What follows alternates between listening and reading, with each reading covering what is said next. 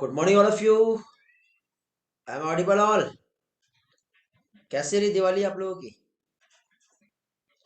Good morning Anushka, good morning Trishna, good morning Aditya, good morning Riya, good morning Nandini, good morning Arya, Aryan, Sakshi, Janvi. Very good morning to all. मजा आया? Enjoy किए? पढ़ाई किए? Complete हुआ session सारा? हर चीज, ईच एंड एवरीथिंग?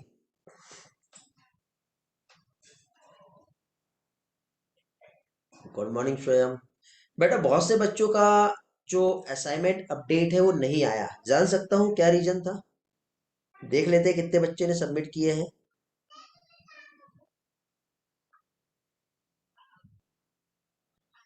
जिनका सबमिशन नहीं मिला, क्या रीजन था बेटा? गिव अप कर दिए क्या आप लोगों ने? दिवाली वेकेशन में से 3 ही बच्चे हैं जिनका वर्क आया है। की नोट्स अनुज यादव, नंदिनी एग्जाम्पल और होमवर्क के एमसीक्यूज तमन्या।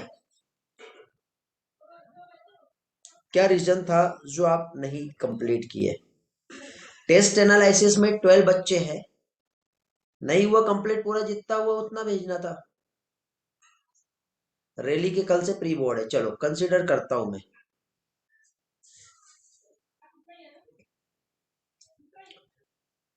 क्वेश्चन पेपर का जो सबमिशन आया, अनुज, आर्या, आदित्य, अनुष्का, आर्यन, शैताली, हिमानी, कनिका, नीनद, प्रदनया, साक्षी, वंदना। ये वंदना किसका आईडी है? चेक करो बेटा। इतने बच्चों ने रिस्पॉन्स किए हैं।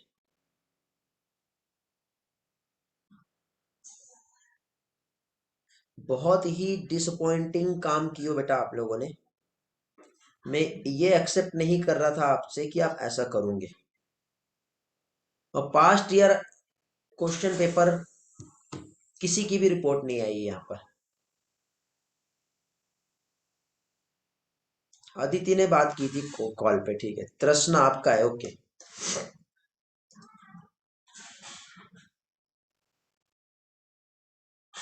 अब मुझे आप ये बताओ, जो टारगेट मैंने आपको दिया, जब आप अभी कंप्लीट नहीं कर पाए तो क्या आपको ऐसा लगता है कि आगे हो जाएगा आपसे?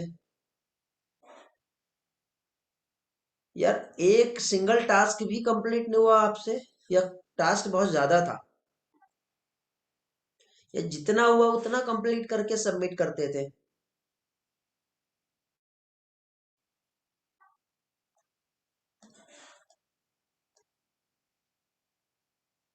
10 तारीख तक के करना है तो क्या अभी आप वेट कर रहे हो 10 तारीख आने का तब शेयर करोगे? बेटा, जितना जितना हुआ उतना शेयर करना था।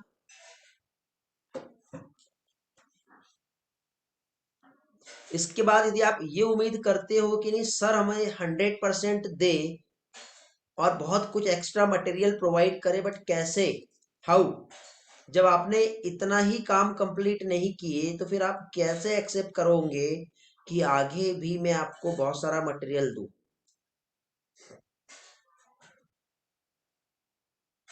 ओके, आई कंसिडर बेटा। Nabila, very good. आपका ये ऑलरेडी कंप्लीट है, आई एग्री, बट मुझे मैंने कुछ वर्क इसके अलावा एक्स्ट्रा के दिए थे। दिवाली होमवर्क के नाम पे एक टारगेट था।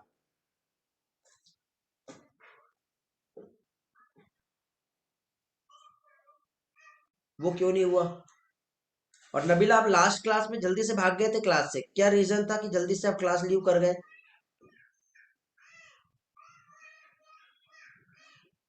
अनुष्का के प्री बोर्ड परसों से है।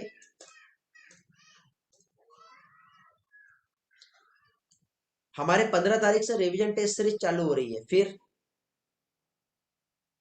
इंटरनेट कनेक्शन का बहुत इशू था उस टाइम पे, ओके ठीक है।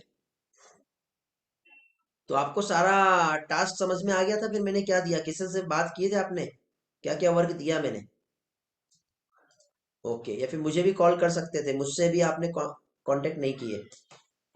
चलो बेटा देखो, I request to you, because this is all work for you not mind, okay?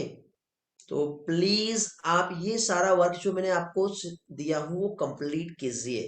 और वर्क में बहुत ज्यादा ऐसा नहीं है जो आपसे नहीं आएगा, ठीक है, बट ये जो वर्क है रियल में आपके लिए बहुत हेल्पफुल रहेगा। समझ गए? ये वर्क आपके लिए हेल्पफुल ऐसे रहेगा कि आप बेटा लास्ट टाइम जो रिवीजन रहेगा एग्जाम के लिए वो बहुत हेल्पफुल रहेगा।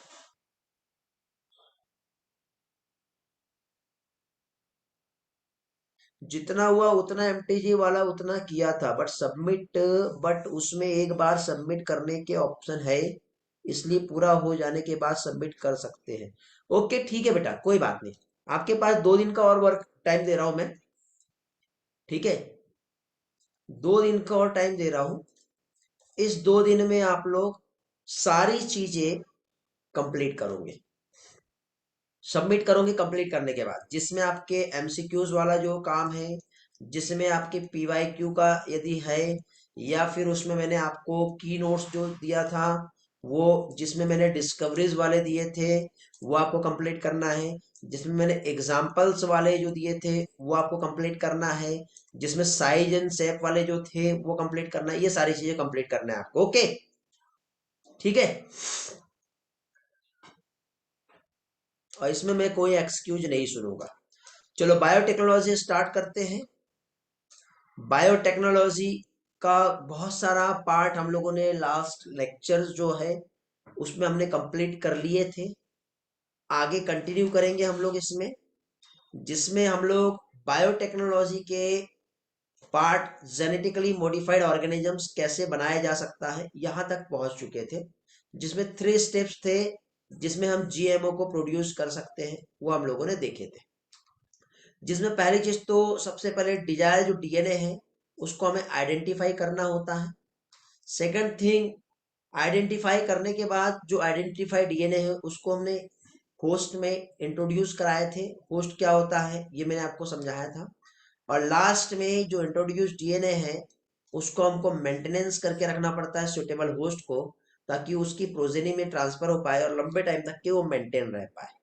और इस तरह से जेनेटिकली मॉडिफाइड एक ऑर्गेनिज्म जो है ये फॉर्म होता है। इसका एक एग्जांपल मैं आपको शेयर करता हूँ with the help of diagrammatically. जैसे कि सपोज ये एक पेनक्रियास सेल है, इस सेल में से हमने एक प्रॉपर जो डीएनए है उसको वहां से बाहर निकाल लिए। उस डीएनए को हम क्या करेंगे, अभी कट करेंगे। कट करने के बाद जो प्रॉपर जीन है जो हमें पर्टिकुलर प्रोडक्ट प्रोड्यूस करता है उसको हमने वहां से आइसोलेट कर लिया आफ्टर द आइडेंटिफिकेशन। ये सब होने के बाद फिर ये एक बैक्टीरिया है, उस बैक्टीरिया के पास यहाँ पर एक प्लाज्मिड है, उस प्लाज्मिड को बाहर निकाल लेते हैं। इस प्लाज्मिड को भी हम कट कर लेते हैं इस तरह से। कट करने के बाद हम इन दोनों को जोड़ देते हैं। इन दोनों को ज्वाइन करते हैं तो ये वेक्टर, और इस वेक्टर में ये हमारा जीन, ये जब जोड़ते हैं तो इस तरह से रिकॉम्बिनेंट डीएनए यहाँ पे बन जाता है, जिसको हम आरडीएनए के नाम से भी जानते हैं। फिर इसको जो होस्ट रहेगा एक दूसरा बैक्टीरियल सेल जिसको हम होस्ट कहते हैं, इस होस्ट में हम क्या करेंगे, इसको इंट्रोड्यूस करा देंगे, इसके अंदर पहुंचा देंगे। पहुंचाने के बाद अब हमारे पास रिकॉम्बिनेंट होस्ट बन गया ये। अब ये जो रिकॉम्बिनेंट होस्ट जो है ये जो यहाँ पे आ गया, अब इसका मल्टीप्लीकेशन होगा। और मल्टीप्लीकेशन होने के बाद जो हमने डिजायर सेगमेंट, जो डिजायर सेगमेंट ऑफ जीन जो हमने यहाँ पर इंट्रोड्यूस कराए हैं, ओके, उसका प्रोडक्शन, उसकी यदि प्रोजेनी होती है ये मल्टीप्लाई करेगा। मल्टीप्लाई करने के बाद ये अपने नंबर ऑफ कॉपी को इंक्रीज करेगा। देन जो प्रोडक्ट हमें चाहिए वो प्रोडक्ट हमें यहाँ से मिलेगा। ओके, ऐसा हम लोगों ने यहाँ पर जो है स्टडी किए थे। इस तरह से ये जो ऑर्गेनिजम्स बना इसे हम कहेंगे जीएमओ। जीएमओ का मतलब होता है जेनेटिकली मॉडिफाइड ऑर्गेनिज्म। और ये जो जेनेटिकली मॉडिफाइड जो ऑर्गेनिजम्स है, यदि हम इसकी बात करें तो इसमें डिजायरेबल कैरेक्टर्स है जो हम चाहते हैं। ओके, मींस इसमें हमने जो जीन को इंसर्ट किए हैं, यदि वो इंसुलिन बनाने वाला जीन है तो वो इंसुलिन ही बनाएगा। यदि जिस जीन को हमने इसमें इंट्रोड्यूस किए यदि वो विटामिन या कोई एंटीबायोटिक प्रोड्यूस करने वाला जीन है तो वो सिर्फ वही बनाएगा। हेलो, इस तरह से यहाँ पर ये जो डीएनए है इसको हमने यहाँ पे पहुंचा दिया। ठीक है बेटा। हेलो, ये वाला पोर्शन हमारा लास्ट लेक्चर में हुआ था इस तरह से। तो आज उसको हम और थोड़ा सा रिवाइज करते हुए आगे कंटिन्यू करेंगे। लास्ट लेक्चर का मैंने रिवाइज करवा दिया, ठीक है। इसमें कैसे कंसेप्चुअल डेवलपमेंट हुआ था वो हमने पढ़े थे। आज हम लोग टूल्स पढ़ेंगे बेटा, tools of recombinant DNA technology. Tools की यदि हम बात करें तो टूल्स क्या होता है, आपको याद होगा कि जैसे कि कोई भी हम अपने व्हीकल्स को लेकर के कोई हम ऑटोमोबाइल के पास जाते हैं,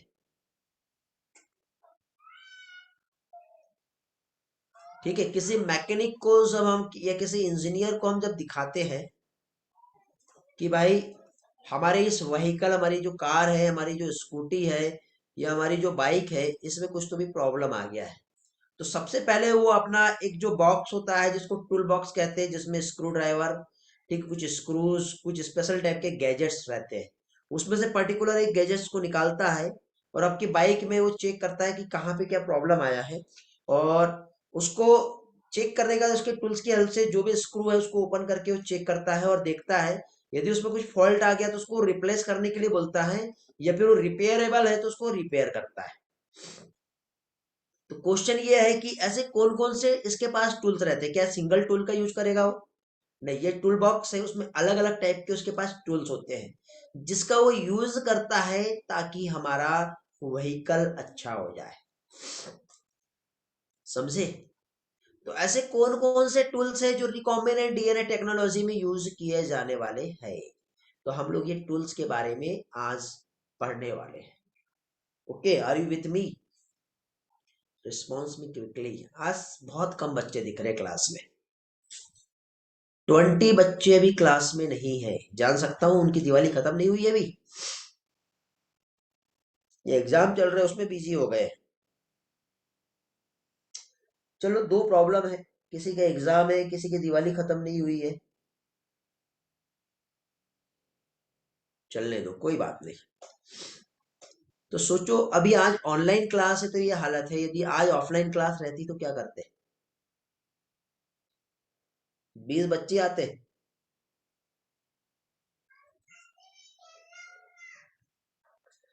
चलो कोई बात नहीं, बट जिसको कहीं पहुंचना है वो पहुंच के ही रहेगा, उसके पास कोई एक्सक्यूजेस नहीं रहेंगे, वो हर हाल में अपनी स्टडी कंप्लीट करेगा टाइम पे, और उसको उस कंप्लीट हुई स्टडी का एडवांटेज भी मिलेगा एग्जाम में, क्योंकि उसने पहले कंप्लीट किया तो उसका सिलेक्शन भी पहले ही होगा, ये मैं गारंटी देता हूँ। कोई लापरवाही नहीं चाहिए उसमें। समझे बेटा? तो टूल्स में हम लोगों को जो यूज करना है यहाँ पे, तो जिसमें सबसे पहले, जैसे अभी थोड़ी देर पहले हमने देखे थे, एक होस्ट ऑर्गेनिज्म चाहिए होता है जिसमें हम रिकॉम्बिनेंट जो डीएनए है उसको इंट्रोड्यूस कराएंगे। बट इस रिकॉम्बिनेंट डीएनए को बनाने के लिए हमारे को रेस्ट्रिक्शन एंडोन्यूक्लियस एंजाइम चाहिए, ताकि उसमें एक सेल में प्रॉपर जो जीन है उसको काट ले। दूसरा, एक वेक्टर चाहिए हमको जो उस होस्ट ऑर्गेनिज्म में इस जीन को अंदर पहुंचा पाए। तो होस्ट ऑर्गेनिजम्स के साथ ही साथ हमें रेस्ट्रिक्शन एंजाइम चाहिए, साथ ही साथ एक वेक्टर चाहिए जो क्या करेगा,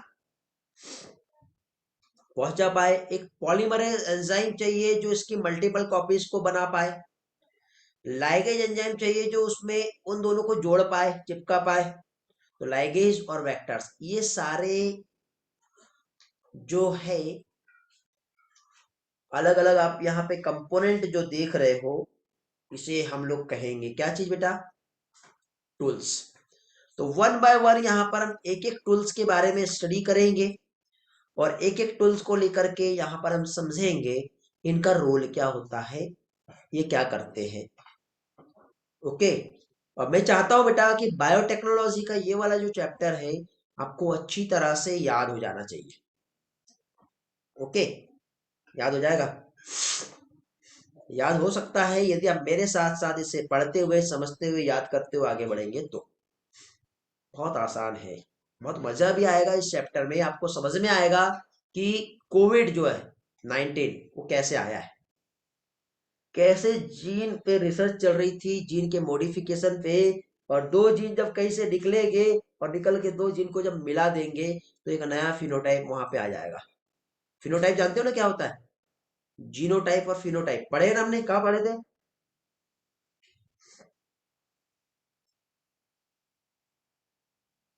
वेरी गुड, मेंडेलियन जेनेटिक्स में।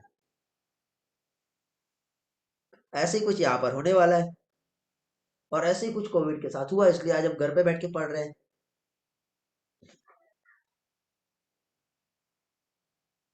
ओके, चलो तो देखते हैं हम लोग यही सारी चीजें। और इसमें सबसे पहले रेस्ट्रिक्शन एंडोन्यूक्लियस एंजाइम जिसको डिस्कवर्ड किया था। ओके, रेस्ट्रिक्शन एंजाइम का काम क्या है, क्या करता है, ठीक है, क्या होता है, ये सारी चीजों को हम देखेंगे। ओके, यहाँ पे जो भी प्रोसेस है एप्लीकेशन स्केल से रिलेटेड वो हम देखेंगे। ठीक है, तो सबसे पहले यदि हम देखें, एक एंजाइम की बात करें, एक बैक्टीरिया की यदि हम बात करें, रेस्ट्रिक्शन एंजाइम जो डिस्कवर्ड किया गया है। ओके, क्या चीज? जो रेस्ट्रिक्शन एंजाइम जो है, जो डिस्कवर्ड हुआ है, ये कहां से आया? ठीक है, ध्यान से समझना बेटा। क्या हो रहा था, एक हमारे साइंटिस्ट है, ठीक है, जिन्होंने 1963 में, कब की बात है? 1963 की बात है। क्योंकि देखो 1962 में नोबेल प्राइज मिला था।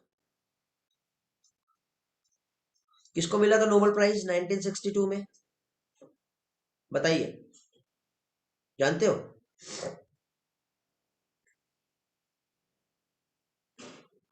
हेलो, यस या no? Very good Atharv. Watson and Crick. क्या किए थे इन्होंने? 1953 या 52 क्या था? यहाँ पे एक मॉडल प्रपोज किए थे, very good, double helical DNA का एक मॉडल, जिसकी वजह से उन्हें 1962 में नोबेल प्राइज दिया। और एक बहुत बड़ी डिस्कवरी थी बेटा, क्योंकि इसी के बाद बायोटेक्नोलॉजी और जेनेटिक इंजीनियरिंग की शुरुआत हुई है। और इसी टाइम पे 1963 में एक एंजाइम जिसको हम रेस्ट्रिक्शन एंजाइम कहते हैं, इसकी भी डिस्कवरी हो गई, जो हमारे लिए एक टूल की तरह काम करता है। ओके, तो 1963 में बेटा टू एंजाइम जो रिस्पॉन्सिबल थे restriction the growth of bacteriophage in E coli. इसका मतलब यह है कि एक बैक्टीरिया है, इस बैक्टीरिया को हम कहते हैं इकोलाई, और इस बैक्टीरिया की ग्रोथ को इनहिबिट करने के लिए एक बैक्टीरियोफेज है जो इसके अंदर जाता है और इस बैक्टीरिया को तहस नहस कर देता है। इसका नाम क्या है? ये एक वायरस है, ये एक वायरस है जिसका नाम है बैक्टीरियोफेज। जानते हो ये बैक्टीरियोफेज क्या करता है?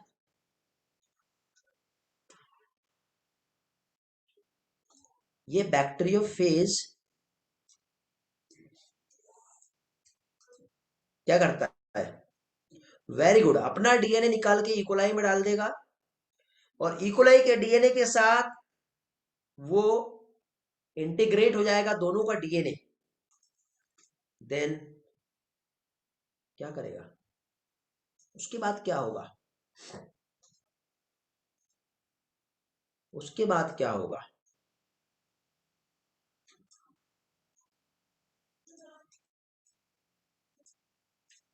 उसके बाद वो वायरस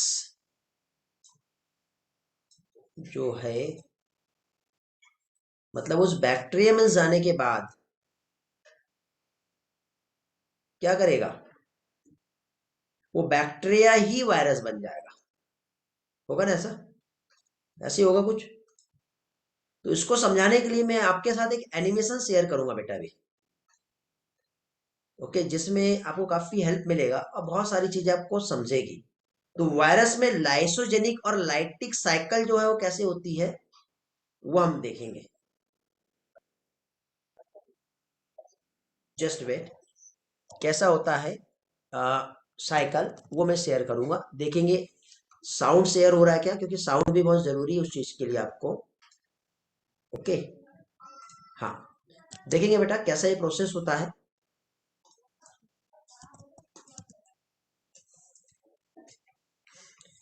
सबसे पहले यहाँ पे क्या होता है बेटा, एक वायरस जो है बैक्टीरिया के अंदर जाएगा। ठीक है, एक काम करते हैं, सबसे पहले ना मैं समझा देता हूँ, फिर एनिमेशन से देखेंगे कैसे ये प्रोसेस होती है। पहले मुझसे समझ लो कि एक वायरस कैसे उस बैक्टीरिया के अंदर जाता है। तो ये देखो, ये एक बैक्टीरिया है और ये बैक्टीरिया का जीनोम है। क्या हो गया, ये एक बैक्टीरियल सेल है जिसको हम होस्ट कहते हैं, और ये होस्ट का जीनोम है। इसके साथ साथ ये एक बैक्टीरियोफेज है, और ये, ठीक है, वायरस, जिसे क्या कहेंगे, बैक्टीरियोफेज। और बैक्टीरियोफेज का खाना क्या होता है, बैक्टीरिया होता है। बैक्टीरियोफेज इसका नाम इसलिए दिया क्योंकि बैक्टीरिया को खा जाता है। और ये वायरल जीनोम है। अब सबसे पहले क्या होता है, इसमें अटैचमेंट होगा। सबसे पहले क्या होगा, जो बैक्टीरियोफेज है, जैसे कि सपोज ये वायरस है और वो बैक्टीरिया, तो सबसे पहले ये यहां पर क्या करेगा, अटैच करेगा।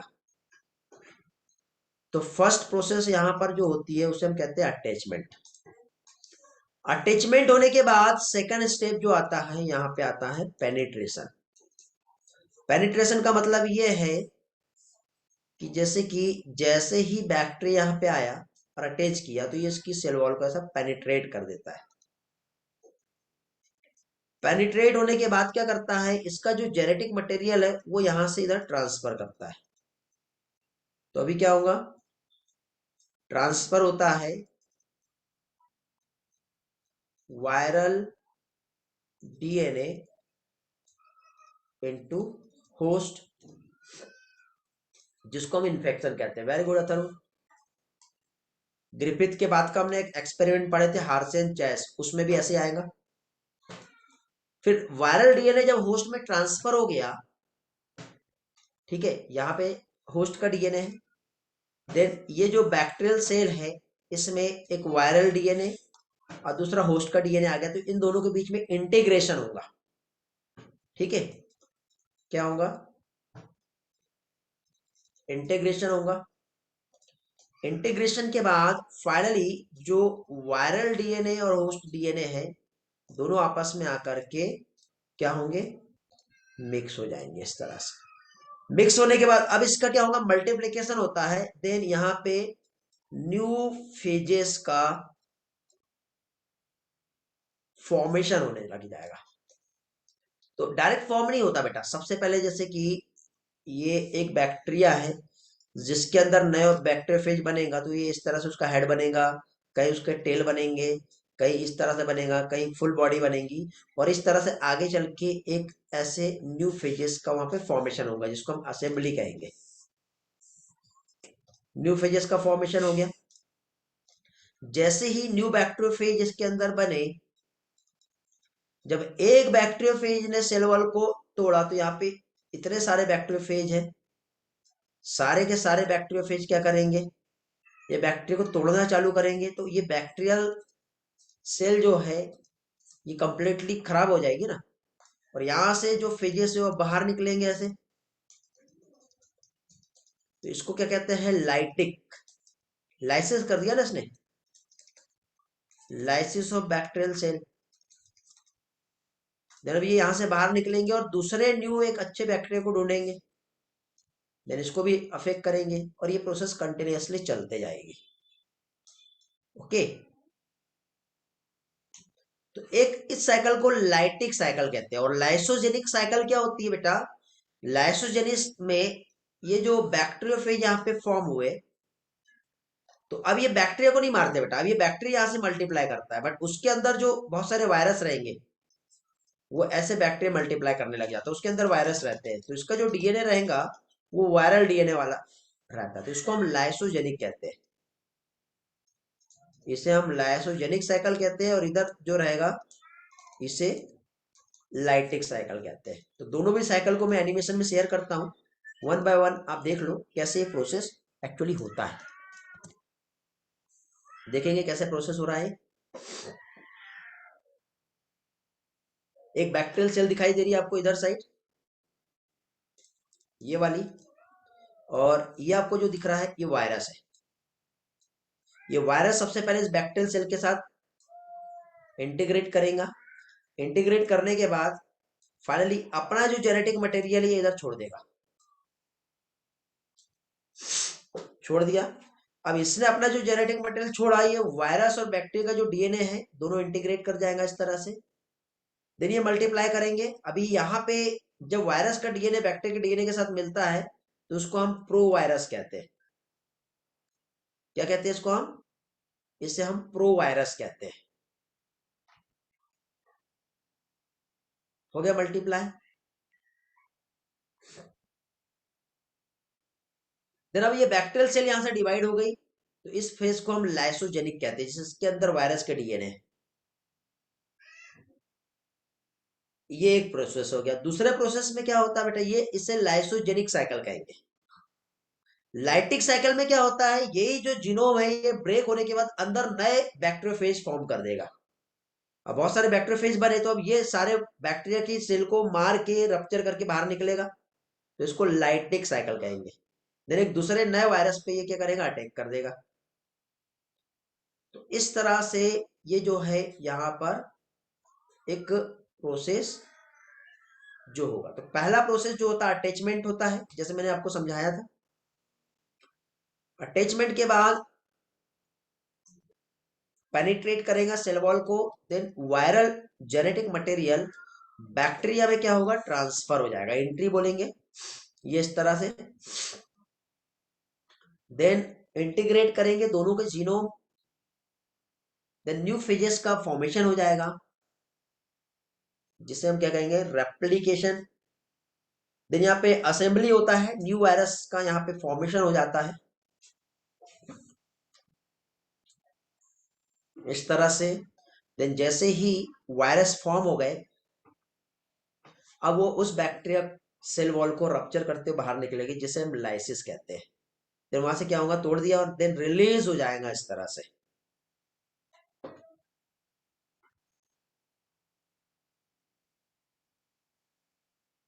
ओके, तो इस तरह से यहाँ पर ये प्रोसेस जो मैंने शेयर किया आप लोगों को, कुछ इस तरह से यहाँ पर ये प्रोसेस जो है ये होती है।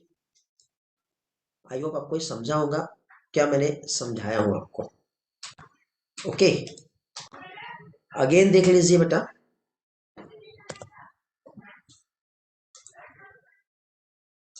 ये प्रोसेस कैसे हो रही है। अगेन आप लोग एक बार यहाँ पे one by one. Attachment is termed as the specific binding of the attachment site of virus on its host cell receptor site. This process is highly specific and works. देखो बहुत लेंदी जाएगा ये वीडियो यदि मैंने डायरेक्ट आपको दिखाया तो, लेकिन फिर भी इसमें डायरेक्ट टू डायरेक्ट हम देखेंगे। अटैचमेंट हो रहा है, ठीक है। अटैचमेंट के साथ ही साथ क्या है, ये सारी चीज वैसे समझ में आ गई होंगी। ये गलत एनिमेशन आ गया, ये वाला आपके लिए नहीं चाहिए, ठीक है। इसके पहले वाला ही मेन था जो हमारे लिए इंपॉर्टेंट था। ठीक, क्लियर हो गया ना बेटा क्या हो रहा है, प्रोसेस कैसे हो रही है?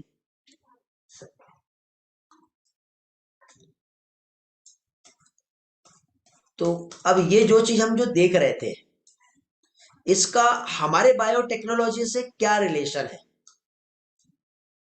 वो भी तो जानना है ना। मींस हमें रेस्ट्रिक्शन एंडोन्यूक्लियस एंजाइम पढ़ना है।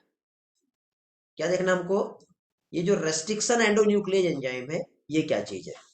तो बेटा 1963 में टू एंजाइम जो रिस्पॉन्सिबल थे restriction the growth of bacteriophage in E coli, क्योंकि देखो जब कोई एक बैक्टीरियोफेज, क्या चीज, जब कोई एक बैक्टीरियोफेज जब इस बैक्टीरिया के अंदर गया, ये बैक्टीरियोफेज इस बैक्टीरिया के अंदर गया, तो बैक्टीरियोफेज गया क्या, नहीं, उसका जो डीएनए है वो गया और होस्ट के डीएनए के साथ इंटीग्रेट करेगा, तो ये बैक्टीरिया अपने आप को बचाने के लिए इसके डीएनए को मारेगा। ऐसा कुछ करेगा कि नहीं बताइए। हेलो, समझ रहा है मैं क्या समझा रहा हूं? Are you with me? Bacteria में एक डिफेंस मैकेनिज्म होगा,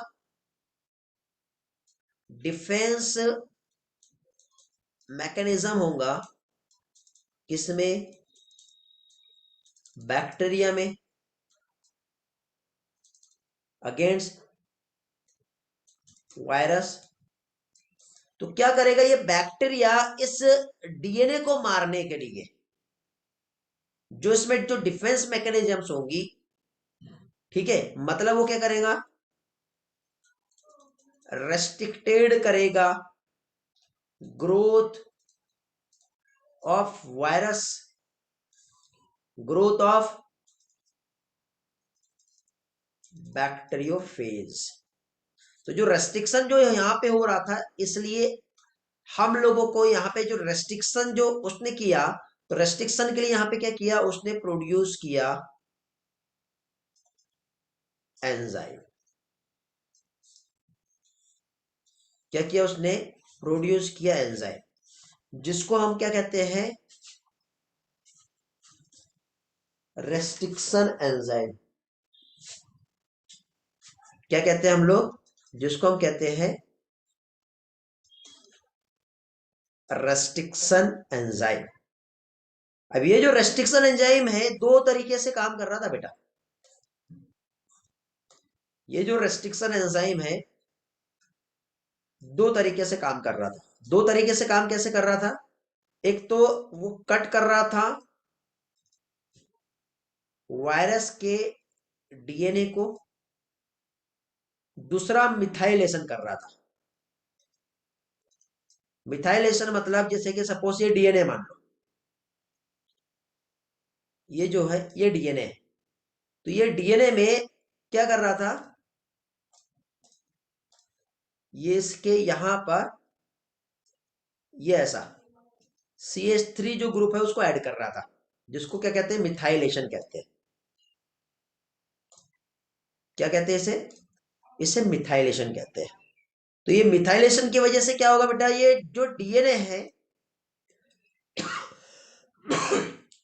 ये अपने जीन को एक्सप्रेस नहीं कर पाएंगे। हाँ, ये एंजाइम ई कोलाई के हैं जो बैक्टीरियोफेज के क्या कह सकते हैं,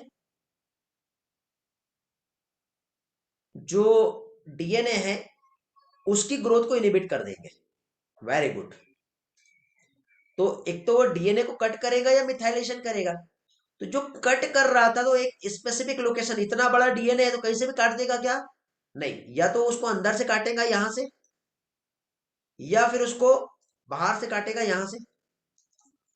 तो इस तरह से ये रेस्ट्रिक्शन एंजाइम को दो तरीके से नाम दिया, एक तो एंडो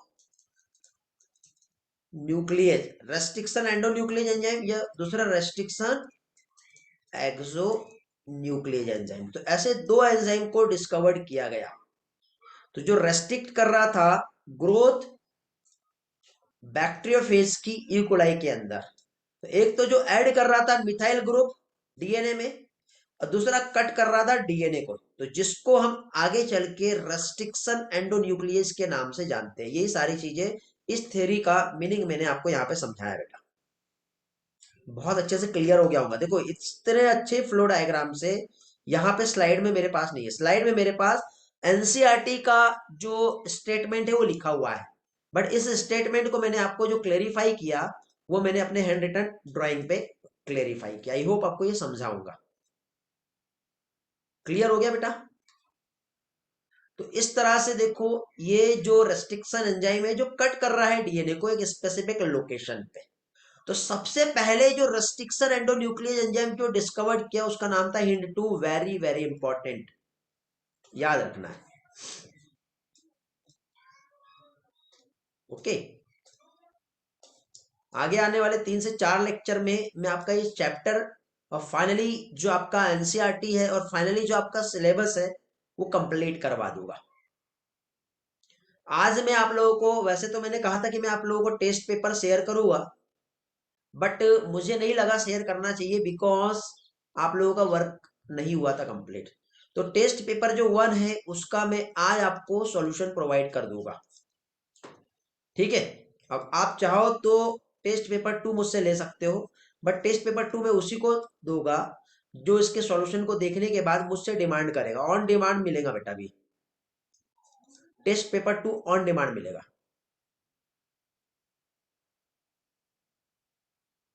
ये वाले टेस्ट अगले टेस्ट में दूंगा, वो वाली बात नहीं कर रहा हूं बेटा मैं। मैंने आपको कहा था कि दिवाली में हम 15 टेस्ट प्रैक्टिस करने वाले थे, बट ये नहीं हुआ। आप रीजन आप ही लोग हो, क्योंकि आपने बहुत ही डिसअपॉइंटिंग काम किया। टेस्ट सीरीज बेटा 15 तारीख से चालू हो रही है, ठीक है। और कुछ अपडेट रहा तो वो आपको मिल जाएगा 2 से 3 दिनों में, जो भी रहेगा। फुल सिलेबस टेस्ट सीरीज रहेगी बेटा, नहीं वो रिवीजन टेस्ट सीरीज रहेगी बेटा, यूनिट वाइज रहेगा। उसका शेड्यूल आपको कल परसों तक के मिल जाएगा, 12 तारीख तक के मिल जाएगा। पीसीबी रहेगा, फुल सिलेबस नहीं, पहले रिवीजन टेस्ट सीरीज रहेगा फिर मॉक टेस्ट रहेगा। तो आप चाहो तो अभी आपके पास अभी भी 15 तारीख तक के टाइम है, आप चाहो तो मुझसे टेस्ट पेपर लेकर के प्रैक्टिस कर सकते हो। जो मैंने टेस्ट 1 दिया था ना गूगल क्लासरूम पे, जिसका अटैचमेंट आया है, सिर्फ 8 या 15 बच्चे, भूल गया मैं कितने बच्चे उन लोगों ने सबमिट किए हैं, बाकी लोग नहीं कर पाए। तो आज उसका सॉल्यूशन मैं आपको दूंगा, और जिसका कंप्लीट हुआ और जो मैं चाहता है वो test paper 2, test paper 3, test paper 4, जिसको मैंने ओएमआर पे सॉल्व करने के लिए कहा था आपको, ये आप ले सकते हैं मुझसे। If you want so I will provide बेटा। रेडीमेड नहीं रहता, मुझे मेहनत करनी पड़ती है उस पर और बुलवाना पड़ता है। टेस्ट रिवीजन टेस्ट सीरीज बेटा ऑफिशियली आपको पोस्ट हो जाएगा, जिसमें फिजिक्स केमिस्ट्री और बायोलॉजी का शेड्यूल रहेगा। तो फिर मैं आपको अकेला में नहीं दूंगा, मैं तो सिर्फ बायोलॉजी का ऑफिशियली पोस्ट करूंगा ना, जो आपको ऑफिशियली मिल जाएगा।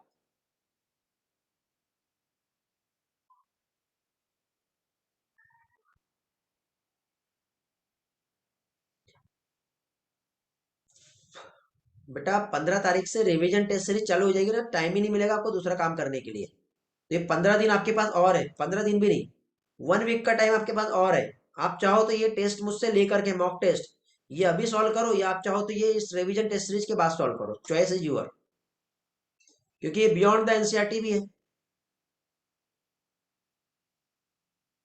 कुछ टॉपिक पढ़ने के थे बेटा, वो लास्ट डे रहेगा ना एग्जाम का, उस टाइम पे भी आपकी यही हालत रहेगी।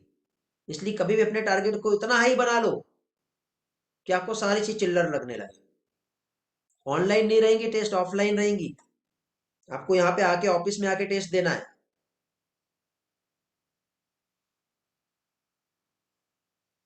क्योंकि जहां तक के बेटा मेरा आइडिया है, based of my knowledge and जो भी हमारी गाइडलाइन है गवर्नमेंट की, उसके अकॉर्डिंग मे बी 15 तारीख से सब कुछ ओपन हो जाएगा।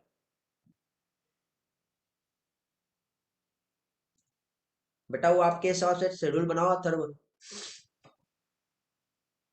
शेड्यूल बनाना पड़ेगा, जल्दी से जल्दी कंप्लीट करना पड़ेगा उसको।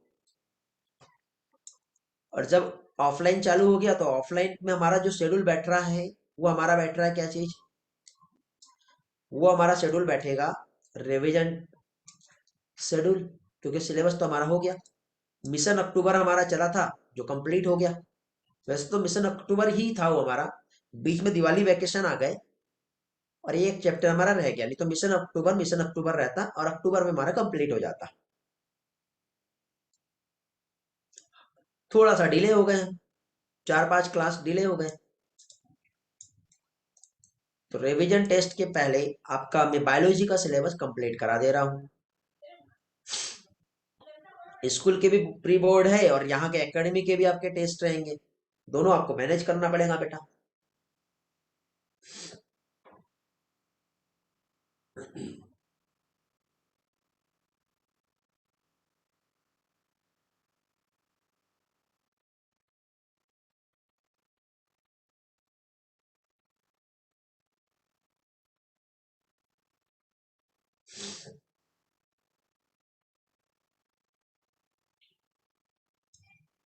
क्यों बेटा, क्या प्रॉब्लम आ रही है थर्व बोर्ड में? क्यों मैनेज नहीं हो रहा, क्या प्रॉब्लम आ रहा है?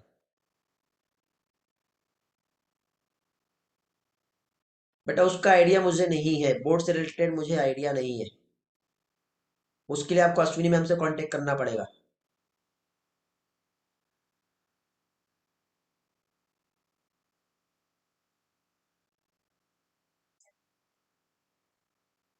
बहुत लेंदी आंसर है बोर्ड के। देखो टाई अप रहेगा तो टाई अप के लिए आप अश्विनी मैम से कांटेक्ट करो। जनरली बोर्ड के एग्जाम 11th के तो आपको कॉलेज में जाके देने की जरूरत नहीं है। ठीक है, सिर्फ प्रैक्टिकल्स के लिए जाना पड़ता है। टाई अप में आपको इसका बेनिफिट मिलता है। यदि आपने अपने तरफ से कुछ कॉलेज सेलेक्ट किए होंगे तो वहां पे उसके शेड्यूल के आप हिसाब से आपको चलना पड़ेगा।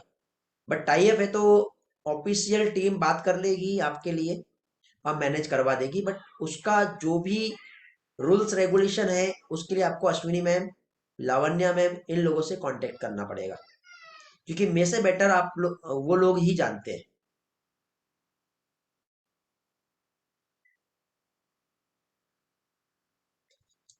बेटा वो हैबिट हो जाएगी ना, आपके पास अब टाइम है ना, अब आप उस चीज पे टाइम दे सकते हो। अभी आप प्रैक्टिस अभी से चालू करोगे, ठीक है, तो आपका हो जाएगा अब।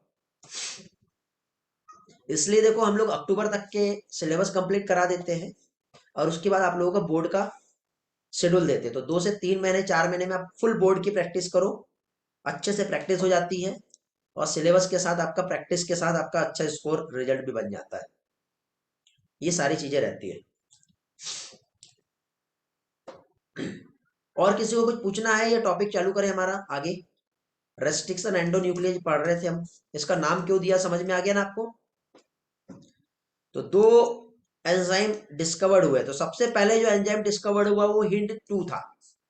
आप बोलोगे कि सर ये कैसा नाम है, ये क्या है, क्या है ये? हिंट 2 क्या है ये? कोई बताएगा? पढ़ के आए हो? हिंट 2 क्या है?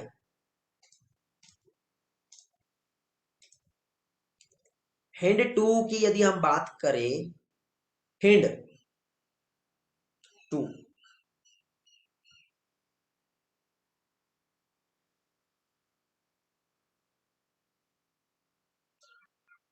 एक्चुअली बेटा ये नाम जो है ऐसे ही नहीं दे देते। ये नाम किस पे काम कर रहा है उसके हिसाब से देते हैं। जो रेस्ट्रिक्शन एंडोन्यूक्लियस एंजाइम है ना, जैसे eco R1, hind 2, eco R1 मतलब जो ई कोलाई बैक्टीरिया पे काम करता है। हिंड 2 जो है हीमोफिलस इन्फ्लुएंजा, ये बैक्टीरिया का नाम है, वायरस का नाम है जिसपे वो एंजाइम काम करेगा। तो उसके अकॉर्डिंग यहाँ पे नोमेनक्लेचर दे दिया जाता है।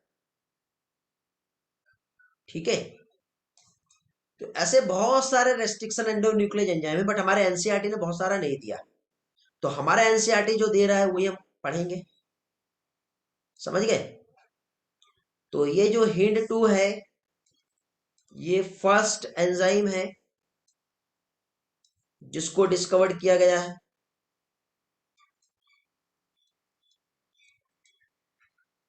ये फर्स्ट एंजाइम है जिसको डिस्कवर्ड किया गया है। और ये क्या करता है मालूम है? देखो, जैसे कि सपोज ये एक वायरस है और ये एक वायरस से निकला हुआ एक डीएनए है।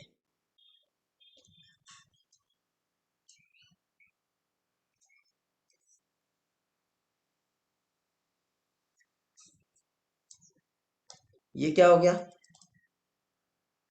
वायरल डीएनए है। और इस वायरल डीएनए को हमको कमजोर करना है तो क्या करना पड़ेगा? उसको काटना पड़ेगा। तो क्वेश्चन ये है कि इसको हम कहां से काटेंगे बताओ? क्योंकि इसके पास तो नंबर ऑफ जीन सीक्वेंस है ना, इतने सारे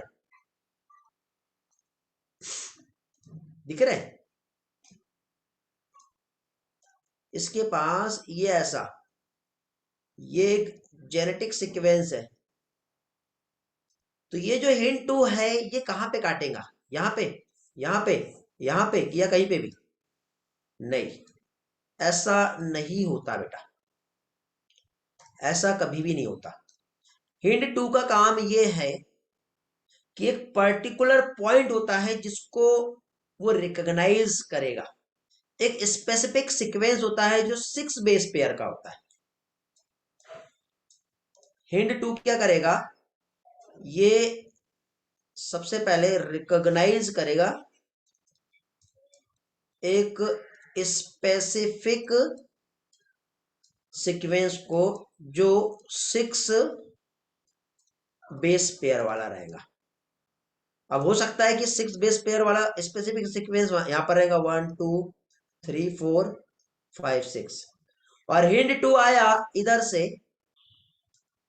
ऐसे, और इसने इसको यहां से क्या किया? काट दिया। क्या किया उसने वहां पे? उसको वहां से उसने काट दिया, ये ऐसा काट दिया। अभी काट दिया तो डीएनए के तो 2 टुकड़े हो गए ना बेटा। एक टुकड़ा ये है और एक टुकड़ा ये है, समझ रहे हो? तो इसने उतने पार्ट को यहां से कट करके अलग कर दिया। तो इसने जो 6 बेस पेयर वाला एक स्पेसिफिक सीक्वेंस होता है उसको उसने काट दिया। उस सीक्वेंस को कहते हैं रिकॉग्नाइजेशन सीक्वेंस, क्योंकि रिकॉग्नाइज किया ना। तो इसे हम क्या कहेंगे? इसे कहते हैं रिकॉग्नाइजेशन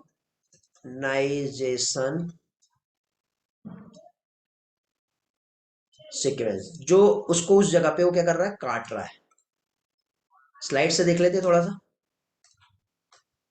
ओके, तो क्या देख रहे थे हम लोग यहां पर? यहां पे हम लोग देख रहे थे कि जो हिंट टू है always cut DNA, hint two always cut DNA molecule particular point by recognizing a specific sequence of 6 base pair, जिसको हम रिकॉग्नाइजेशन सीक्वेंस कहते हैं हिंड टू का। ये ऐसे जो काट रहा है। ओके, अब इसका नाम जो है एंडोन्यूक्लियस जो है, रेस्ट्रिक्शन एंडोन्यूक्लियस का नाम कैसे दिया? तो सबसे पहले देखो, जो बैक्टीरियल नेम है जैसे ई कोलाई, ये बैक्टीरिया है, तो फर्स्ट 2 नेम जो होते हैं हम, एक जेनेरिक नेम और दूसरा स्पेसिफिक नेम होता है। जैसे हिंड टू, जैसे हिंड है ना, तो हिंड का एक तो हीमोफिलस, क्या हो गया? हीमोफिलस। और आईएन का इन्फ्लुएंजा, ये हीमोफिलस इन्फ्लुएंजा वायरस है, तो उसके नाम पे हम लोगों ने HIND ऐसा हम नाम देते हैं, समझे? इको R1, तो इकोलाई, ई फॉर इस्चेरेचिया होता है, इकोलाई एक बैक्टीरिया है, उसके अकॉर्डिंग हमने यहाँ पे नाम दिए। तो जो नेमिंग हम देते हैं, तो फर्स्ट जो लेटर होता है, ठीक है, फर्स्ट लेटर जो आएगा कहां से? जीनस से, और सेकंड लेटर जो रहेगा वो कम्स फ्रॉम स्पीसीज। यहां पे समझा दे रहा हूं। क्या देख रहे हैं हम लोग? यहां पे हम लोग देखेंगे नोमेनक्लेचर। तो नोमेनक्लेचर जो रहेगा, एक तो फर्स्ट लेटर और दूसरा सेकंड लेटर। वही हम लोगों ने देखो, इसलिए मैंने आपको सबसे पहले लिविंग वर्ड पढ़ाया था, याद है? बायनोमियल नोमेनक्लेचर होता है कि नहीं? तो फर्स्ट लेटर हमेशा जीनस से आएगा और सेकंड लेटर हमेशा क्या रहेगा? स्पीसीज का होगा। समझ गए? फर्स्ट लेटर जेनेरिक और सेकंड लेटर स्पीसीज होता है, पढ़े थे हम लोगों ने। तो जैसे इको R1, एक एग्जांपल मैं आपके साथ शेयर करूंगा, एक ही चीज मैं बहुत देर से समझा रहा हूं। इको R1, तो ये जो इको R1 जो लिया है वो कहां से लिया है? ये एक बैक्टीरिया है जिसका नाम है इस्चेरेशिया कोलाई। ई कोलाई, तो ई ये जीनस हो गया, कोलाई जो है ये स्पीसीज हो गई, इको। तो इकोलाई में देखो, फर्स्ट लेटर का फर्स्ट वर्ड और सेकंड लेटर के 2 वर्ड। जैसे हिंड, इन्फ्लुएंजा है ना, तो IN, इन, H HIN, और फिर D जो है उसकी स्ट्रेन रहती है, ये R जो है इसका स्ट्रेन रहेगा, और आगे नंबर दिया जाता है, जो भी नंबर रहेगा कि कितने नंबर की उसकी डिस्कवरी है, तो ऐसा दिया जाता है। तो देखो यहाँ पे जो नाम आया, तो इको R1 तो कम्स फ्रॉम इस्चेरेशिया कोलाई RY13, ये स्ट्रेन का नाम है। तो ई कोलाई जो है लेटर R, ये डिराइव्ड है from the name of strain, ये जो R है कौन से नंबर का है, कौन सा स्ट्रेन है, और रोमन नंबर में हम उसको देते हैं फिर, जो नेम इंडिकेट करते हैं।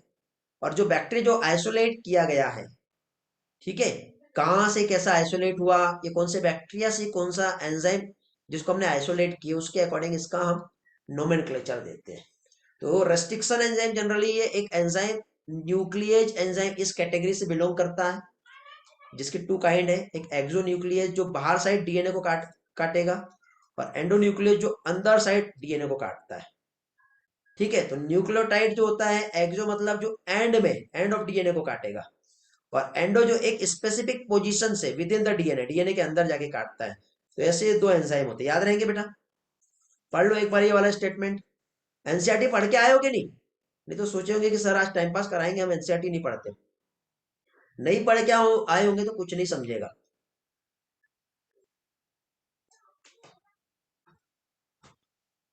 अब एक काम करो, उठाओ एनसीईआरटी,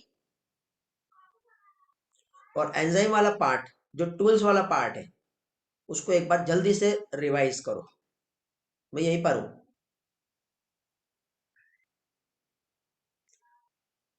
क्विकली। और पढ़ के हो जाए तो डन लिख के भेजना, और कुछ डाउट आएगा तो पूछना मुझसे। एनसीईआरटी है ना सभी के पास? एनसीईआरटी लेके बैठते हो कि नहीं? पढ़ो जल्दी से फिर।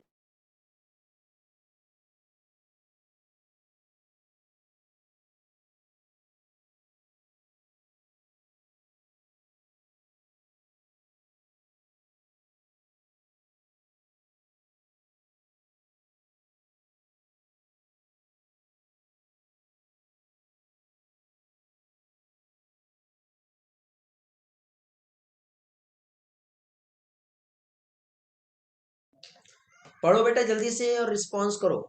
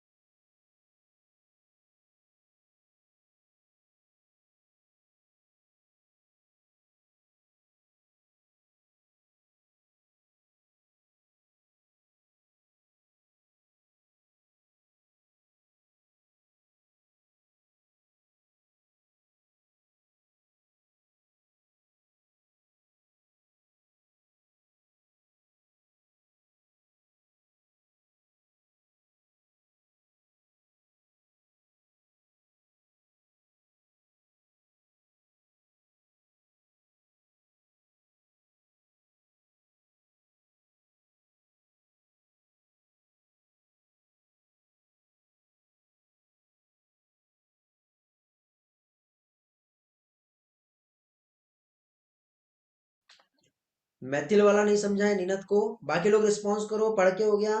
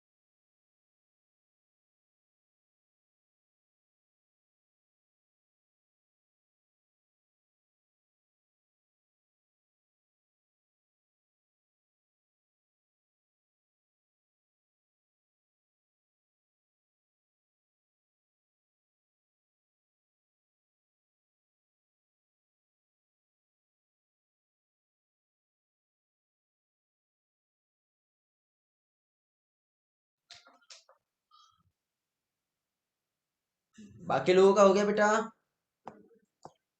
देखो मैथिल वाला रिवाइज करवा दे रहा हूँ, बहुत ही इजी है।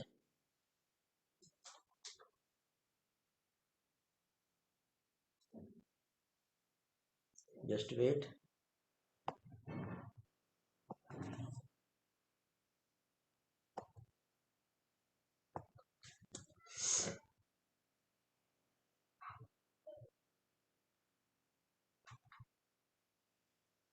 एक मिनट, हाँ ओके, हाँ। नेट प्रॉब्लम आया था तब, अच्छा नीनद का नेट प्रॉब्लम आया था, ठीक है बेटा। रिवाइज करवा दे रहा हूँ, बहुत सिंपल है, डोंट वरी। अथर्व का एक क्वेश्चन है, सर जब लैब में किसी पर्टिकुलर सेल को आइसोलेट करके मेंटेन करते हैं तो ग्रो प्रॉपरली, इसको बायोप्रोसेस इंजीनियरिंग बोलते हैं। हाँ बेटा, ऐसे ही कहेंगे।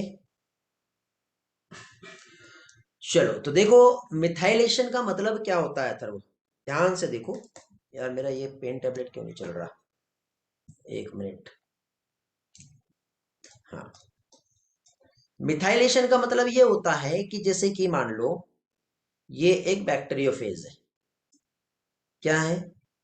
ये एक बैक्टीरियोफेज है। यदि इसने अपने डीएनए को इस बैक्टीरिया के अंदर छोड़ दिया, ठीक है, तो बैक्टीरिया के अंदर इसका डीएनए ये आ गया, तो बैक्टीरिया बचाने के लिए, अपने आप को बचाने के लिए क्या करेगा? यदि ये डीएनए आगे प्रोसेस होगा तो एमआरएनए बनेगा, और आगे प्रोसेस होगा तो प्रोटीन बनेगा, और ये प्रोटीन जो है इस बैक्टीरिया को मार सकता है, क्योंकि लाइटिक एंजाइम प्रोड्यूस करेगा ना, जो सेल वॉल को लाइस कर दे। तो इस बैक्टीरिया को आगे प्रोसेस ना होने दिया जाए, तो उसके लिए क्या करेंगे, यहाँ पे कैपिंग लगा देगा। मतलब एक ये जो डीएनए आया है, इस डीएनए के चारों तरफ ऐसी बाउंड्री बना देगा, ताकि उस बाउंड्री में वो आगे बाहर ही ना निकल पाए, तो उसको मिथाइलेशन कहते हैं। अब ये डीएनए यदि प्रोसेस नहीं हुआ तो आरएनए ना बनेगा, ना ही प्रोटीन बनेगा। तो इस फिनोमिना को मिथाइलेशन कहते हैं। क्या क्या कहते हैं इसे? इस फिनोमिना को मिथाइलेशन कहते हैं। ठीक है बेटा, क्लियर हो गया? नीना देन बाकी बच्चे।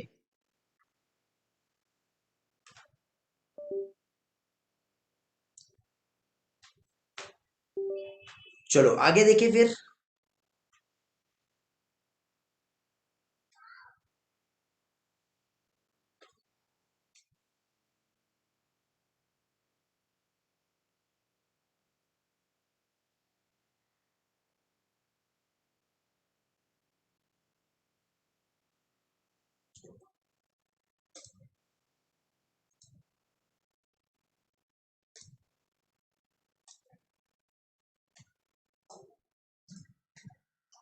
ओके, तो आगे बढ़ते हैं अभी हम लोग।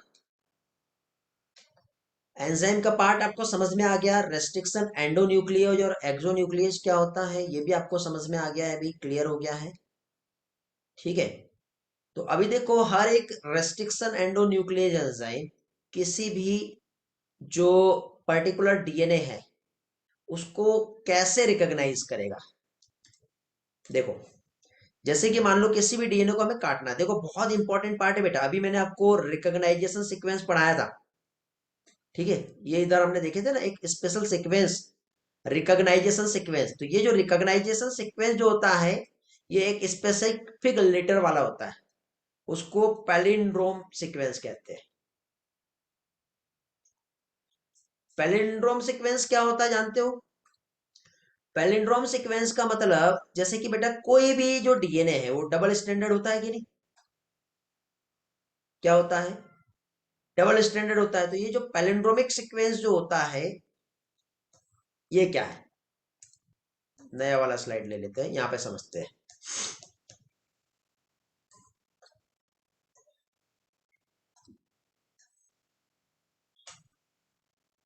क्या देख रहे हैं अभी हम लोग? अभी हम लोग पैलिंड्रोमिक सीक्वेंस देख रहे हैं।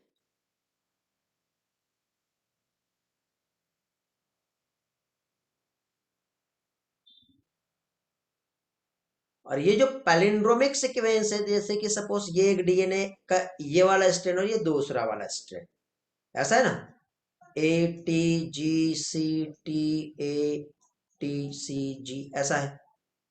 तो इधर क्या होगा, ए का कॉम्प्लीमेंट्री क्या आएगा? टी का क्या आएगा, ए, जी का सी का जी, टी का ए का टी का ए, सी का जी का सी। तो अब मुझे बताओ, कोई भी रेस्ट्रिक्शन एंजाइम आएगा तो डीएनए को कंप्लीटली हमको काटना है यदि, तो ऐसा पूरा काटना पड़ेगा, दोनों भी स्टैंड को कट लगाना पड़ेगा ना। अब मुझे बताओ, हम जब ग्राफ्टिंग करते थे तो जैसे कि एक ये प्लांट है, मान लो ये प्लांट का एक स्टेम है और यहाँ पे ऐसी लीफ लगी हुई है, और हमको इस प्लांट के पार्ट को काटना है, तो हम इसको यदि सीधा सीधा यहाँ से काट देंगे ऐसा, और यदि हम इसको काट के सीधा, यदि हम इसको ऐसा काटते हैं मान लो ऐसा, तो यदि हमने इसको ऐसा काटे और इस कटे हुए भाग को, पार्ट को, यदि हमको दूसरे किसी प्लांट में ऐसा इसको उठा के, यहां से यदि हमको इसको उठा के यहाँ पे जोड़ना है यदि, तो क्या आसानी से जोड़ पाएंगे क्या? नहीं, क्योंकि बांधने के लिए जगह नहीं है। तो इसका बेस्ट वे ये है कि यदि हम इस प्लांट में इसका हम कट करते हैं कुछ ऐसा, ठीक है, तो उसको हम सीधे ना काटते हुए, हम उसको ऐसे सीधे ना काटते हुए यदि हम उसको ऐसा तिरछा यदि काट दे, ऐसा हमने काट दिए, और जब हमको ग्राफ्टिंग करना है यदि दूसरे प्लांट में, तो ग्राफ्टिंग करने के लिए हमने क्या किए, उसके हिसाब से उसको हमने सेट करे, और सेट करने के बाद इसको अब यहां से उठा के हम यहाँ चिपकाएंगे। भले वो सही से कटा नहीं भी होगा, लेकिन अब यदि हमको इसको ऐसा बांधना है तो आसानी से बांध के चिपका सकते हैं। तो ई कोलाई भी यहाँ पे जो कट करेगा कुछ ऐसे ही कट करेगा, ताकि डीएनए को, दो अलग अलग डीएनए को जोड़ के हमको बांधना रहे, तो प्रॉपर वैसे वो एक दूसरे के साथ ऐसा फिट बैठ जाए, होगा कि नहीं। तो उसके लिए एक स्पेशल सीक्वेंस होता है, ताकि वो हम इधर से या इधर से दोनों भी डायरेक्शन पे हम जब उसको पढ़े या उसको हम रीड करें, तो दोनों भी डायरेक्शन पे उसकी रीडिंग जो है वो सेम होनी चाहिए। जैसे एक लैंग्वेज है, लैंग्वेज में हम मलयालम की हम बात करते हैं, मलयालम, MALAY AM, ऐसे ही रहेगा ना, मलयालम स्पेलिंग ऐसे आता है ना। ये क्या हो गया मलयालम, कैसा रहेगा बताओ, YALAM,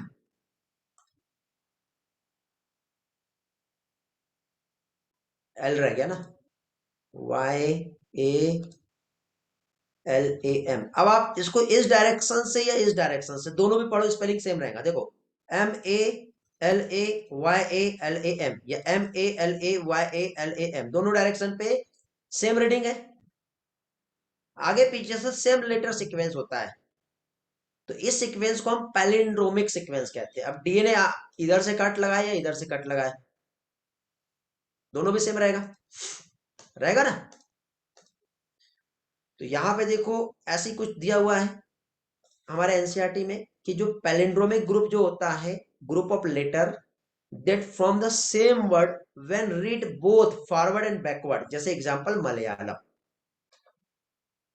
तो पैलिंड्रोम जो डीएनए का एक सीक्वेंस होता है, जो base pair read the same on the two strand, जैसे कि एक एग्जांपल मैं आपके साथ शेयर करूंगा, ये वाला, किधर गया, ये वाला, वापस आ जा, देखो GAATTC ऊपर का है, नीचे का GAATTC, तो इस डायरेक्शन से या इस डायरेक्शन से दोनों का रीडिंग सेम है, चाहे आप 5 to 3 जाओ या 3 to 5 जाओ, तो दोनों का डायरेक्शन सेम है, और इसको हम यदि कट करते हैं तो सेम टाइप का सीक्वेंस रहेगा, तो डीएनए को चिपकाने में हमको आसानी होगी। तो यहां पे देखो, ये एक वेक्टर डीएनए है और एक फॉरेन डीएनए, इसको हमको काटना है ये ऐसे। तो हमने नीचे ऊपर का एक सीक्वेंस और इसका नीचे का एक सीक्वेंस काट दिया, दोनों को चिपकाएंगे, जोड़ेंगे, तो इसको हम साथ में इस तरह से जोड़ सकते हैं। तो एक साइड जो हम कट लगाते हैं तो हम उसको स्टिकी एंड कहते हैं। इसको हाईलाइट कर देता हूं मैं आप लोगों के लिए ताकि अच्छे से समझ में आए। ये वाला जो एंड है ये क्या कहलाएगा, स्टिकी एंड कहलाएगा। स्टिकी एंड समझ रहा है क्या होता है, दोनों स्टैंड के एक साइड का ही पार्ट हम काट रहे हैं, जैसे मैंने थोड़ी देर पहले ग्राफ्टिंग का एक एग्जांपल लेके आपको समझाया था। तो वेक्टर डीएनए और फॉरेन डीएनए, क्लियर हो रहा बेटा? हेलो, कैसे प्रोसेस होती है? तो इस तरह से हमने फॉरेन डीएनए को काटे, वेक्टर को काटे, वेक्टर में छोटा सा हमने निक लगाए, फॉरेन डीएनए को उठा के उसका एक सीक्वेंस को यहाँ पे चिपका दिए। चिपकाने के बाद ये हमारा रिकॉम्बिनेंट डीएनए बन गया। ये जो डीएनए रिकॉम्बिनेंट डीएनए, इसको हम एक होस्ट में पहुंचा देंगे, तो ये क्या कहलाता है? ट्रांसफॉर्मेशन। ये ग्रिफिथ वाला ट्रांसफॉर्मेशन नहीं है बेटा, ये जो रिकॉम्बिनेंट डीएनए इसको उठा के इकोलाई बैक्टीरिया के अंदर चिपका रहे हैं हम, और फिर वो मल्टीप्लाई करेगा और जो प्रोडक्ट चाहिए हमें वो प्रोडक्ट मिलेगा।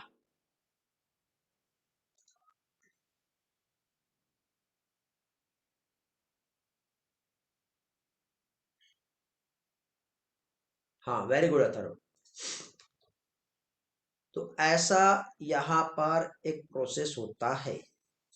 तो देखो बेटा, दो टाइप के एंड होते हैं, एक स्टिकी एंड होता है, एक ब्लंट एंड होता है। स्टिकी एंड में क्या होता है बेटा, जब हम कट करेंगे तो ये बीच में दोनों भी डीएनए में ऐसा गैप आ जाता है। ब्लंट एंड में बिल्कुल सीधा सीधा काटते हैं, फिर दोनों को चिपका देते हैं। तो जब हम ऐसा सीधा काटेंगे तो ये ब्लंट एंड रहेगा, और जब हम इसको ऐसा तिरछा काटेंगे तो ये स्टिकी एंड रहेगा। तो दोनों भी एंड याद रहेंगे आप लोगों को, स्टिकी एंड और ब्लंट एंड। बहुत इंपॉर्टेंट टर्म है बेटा, ये समझने वाला है। ब्लंट एंड और स्टिकी एंड क्या होता है, वेरी वेरी इंपॉर्टेंट। यदि आपको आज ये समझ में आ गया तो कल हम लोग इसकी प्रोसेस को पढ़ेंगे, प्रोसेस को जानेंगे। ओके। हाँ, ब्लंट एंड में बीचों बीच में सीधा काटेगा और स्टिकी एंड में तिरछा काटेगा, ऐसा याद रखना है।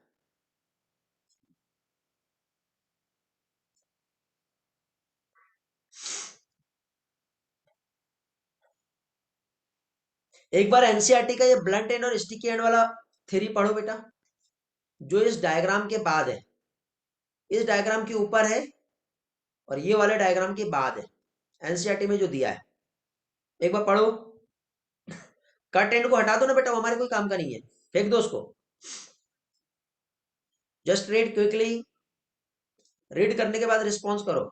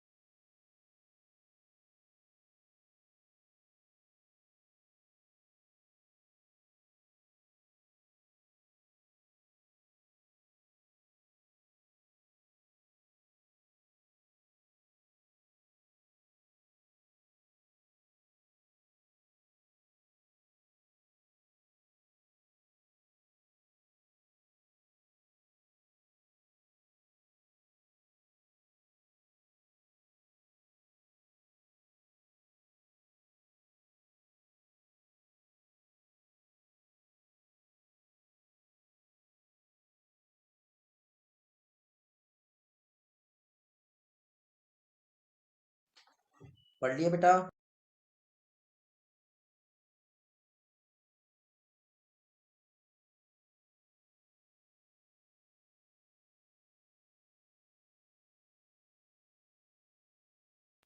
कुछ पूछना है किसी को?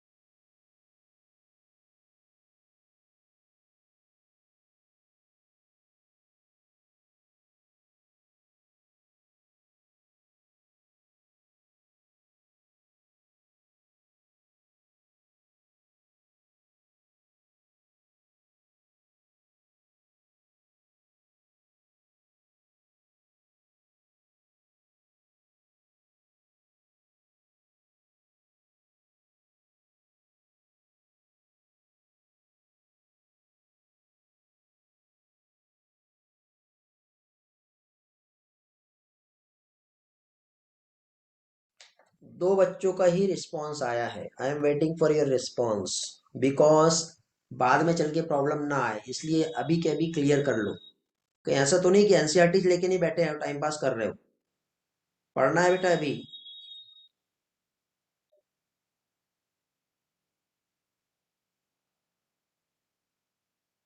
Okay, very good.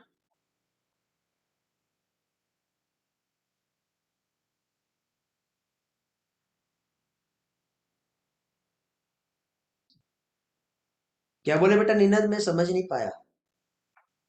डायग्राम में कट गया ना, हाँ। CTTA, हाँ हाँ। हाँ काटा ना, वही तो है वो।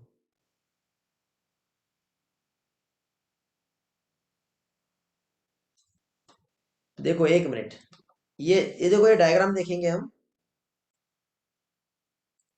इसको फिर से समझेंगे। ओके, क्या कह रहा है यहाँ पर।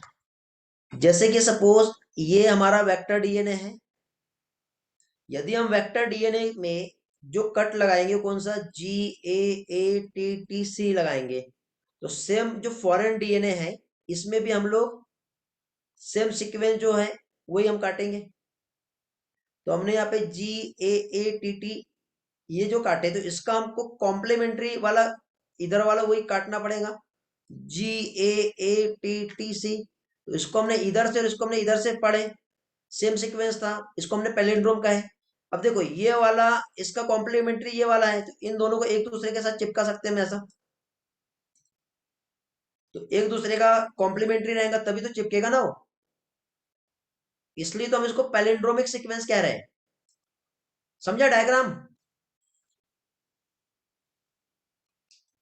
समझ में आ गया कैसा है ये? अब समझाऊंगा क्या है कंसेप्ट ये। पूछा करो यार, पूछोगे तभी तो समझेगा, नहीं तो कहां से समझेगा।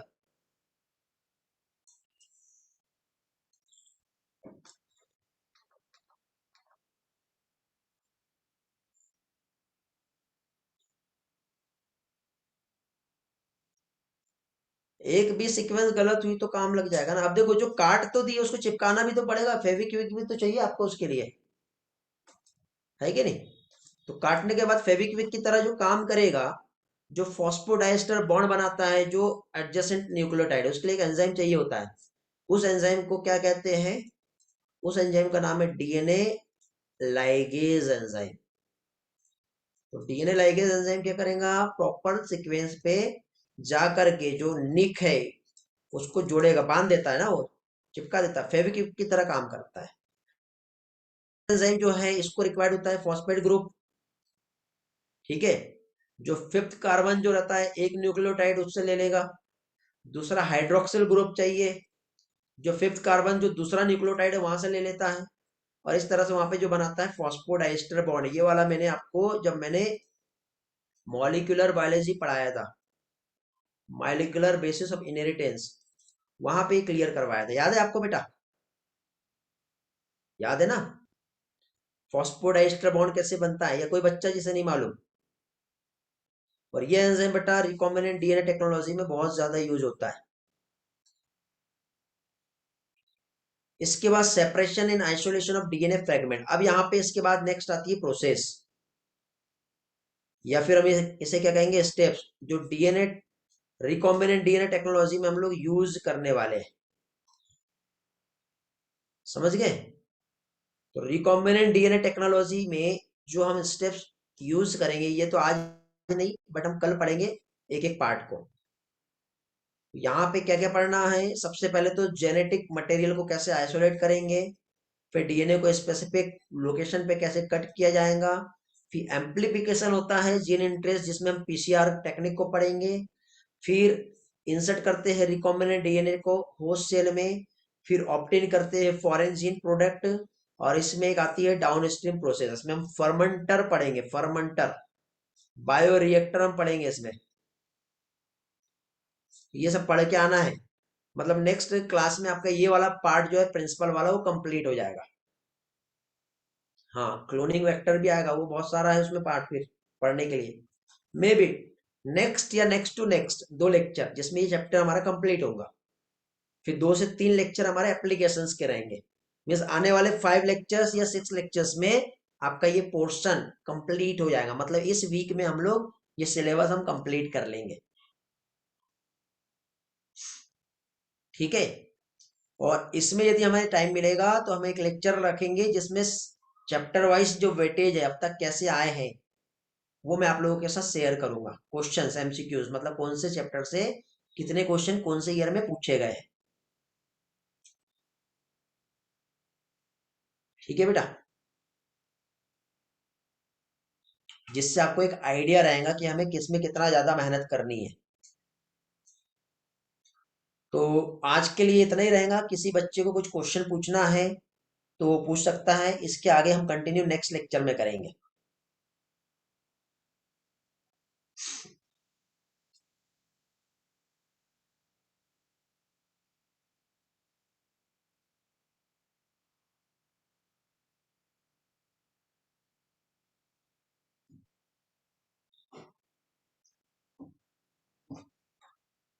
आर्यन राउत, कल पूछो बेटा आप मुझसे, इससे रिलेटेड कल पूछो। कल मैं सिलेबस शेड्यूल शेयर करता हूँ मैं आपको, ठीक है, बायोलॉजी का कैसे रहेगा, 15 तारीख से क्या क्या आएगा।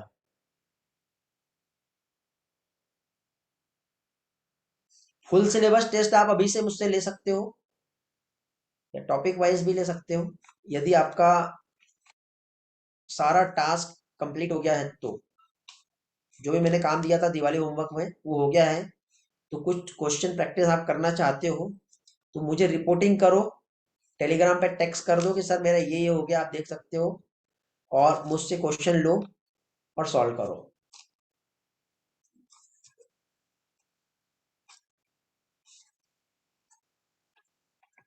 ठीक है बेटा,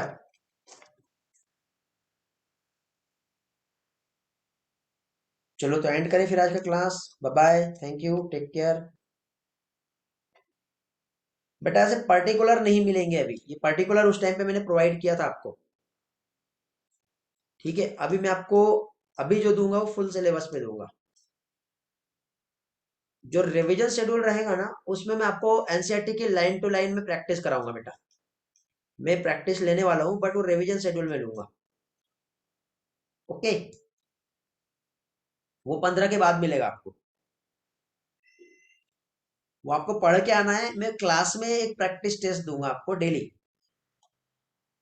इससे रिलेटेड हम बात करेंगे जब हमारा ये सिलेबस हो जाएगा तब।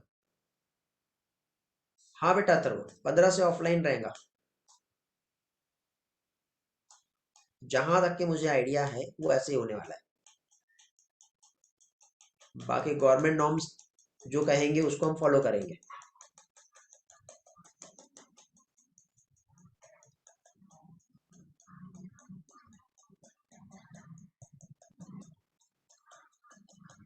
ठीक है, फिर एंड करें आज का class. Okay, thank you, bye bye, take care.